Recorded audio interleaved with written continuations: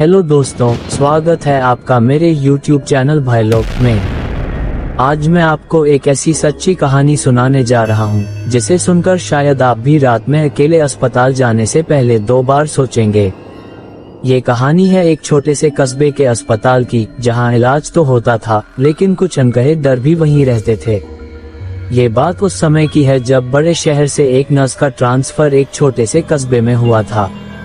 उस नर्स का नाम आर्या था। वह अपने काम में ईमानदार थी और दिल की साफ थी। उसका तबादला जिस अस्पताल में हुआ उसका नाम था सेवा सदन अस्पताल।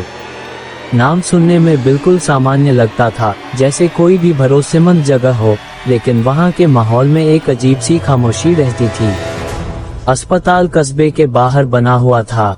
उसके चारों ओर केवल 10 से 12 घर थे और उसके बाद सुनसान इलाका शुरू हो जाता था। लोग कहते थे कि यह अस्पताल लोगों की जान बचाता भी है और कुछ बातों को अपने अंदर छुपाकर भी रखता है। वहाँ कुछ सख्त नियम थे और उन नियमों का पालन करना हर कर्मचारी के लिए जरूरी था। शाम के 6 बजे के बाद किसी भी महिला को अस्पताल में रुकने की अनुमति नहीं थी, क्योंकि लोगों का मानना था कि रात का समय महिलाओं के लिए सुरक्षित नहीं होता है। अस्पताल के नलों का पानी पीना पूरी तरह मना था, क्योंकि कहा जाता था कि उस पानी में कुछ ऐसी बात है जो रात के समय असर करती है। किसी भी शीशे में रात के बाद देखना मना था, क्योंकि शीशे में जो दिखता है वह हमेशा सच नहीं होता है। और सबसे जरूरी नियम यह था कि रात के समय अस्पताल के अंदर बने बाथरूम का इस्तेमाल नहीं करना है, क्योंकि वहाँ कुछ ऐसा है जिसे छेड़ना ठीक नहीं है। जब आर्या ने ये सब सुना तो उसे ये सब अंधविश्वास जैसा लगा। उसने सोचा कि यह सब लोगों की बनाई हुई कहानियां हैं। अस्पताल में उसकी मुलाकात एक 10 साल की बच्ची से हुई जिसका नाम त्रिशा था। त्रिशा को दिल की बीमारी थी और वह लंबे समय से इलाज करवा रही थी। त्रिशा के माता पिता अक्सर परेशान रहते थे, लेकिन त्रिशा हमेशा मुस्कुराने की कोशिश करती थी। धीरे धीरे त्रिशा और आर्या के बीच गहरा लगाव हो गया। त्रिशा आर्या को दीदी कहकर बुलाती थी और अपनी छोटी छोटी बातें उसे बताती थी। एक सप्ताह बाद अस्पताल के मुख्य डॉक्टर वापस लौटे। उनका नाम डॉक्टर विराज था।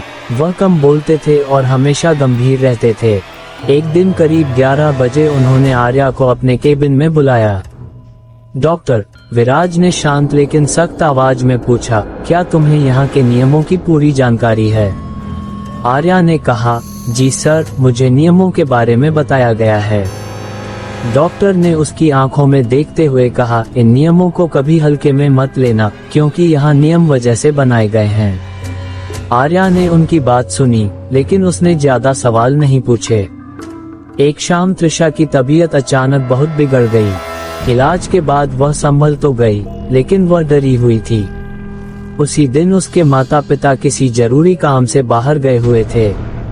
त्रिशा ने रोते हुए कहा, दीदी आज आप मेरे साथ रुक जाए, मुझे डर लग रहा है।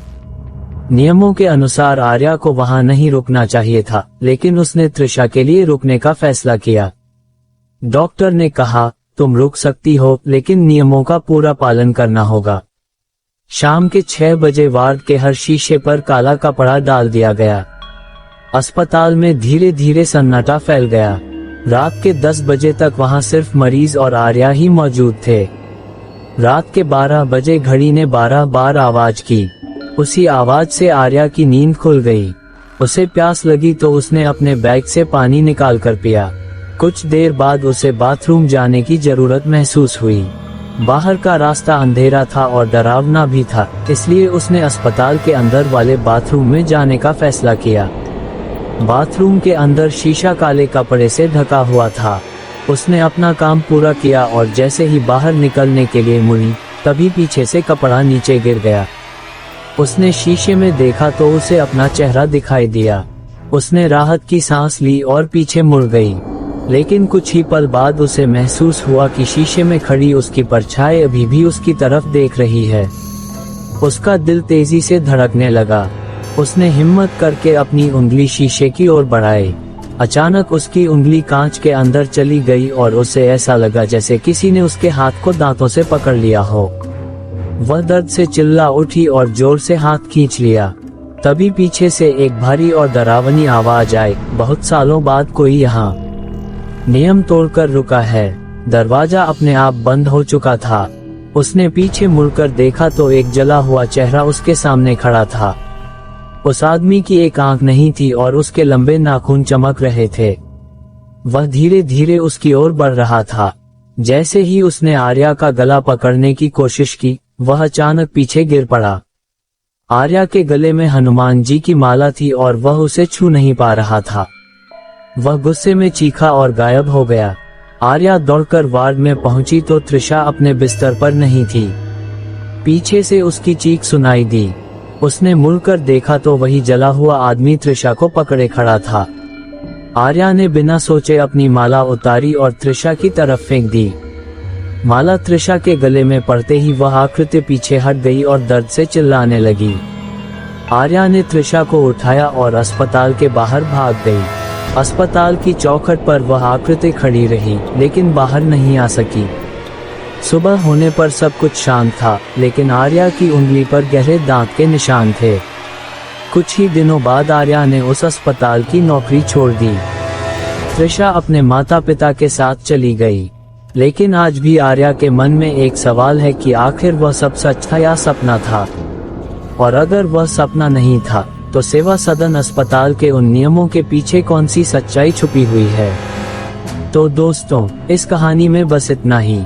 हम फिर मिलेंगे एक नई दिल दहला देने वाली कहानी के साथ। तब तक के लिए हमारे चैनल को सब्सक्राइब कीजिए, वीडियो को शेयर कीजिए और अगर वीडियो पसंद आए तो लाइक जरूर कीजिए। कमेंट करके बताइए कि हमारी कहानी आपको कैसी लगी। तो फिर मिलते हैं, तब तक के लिए शुभ रात्रि।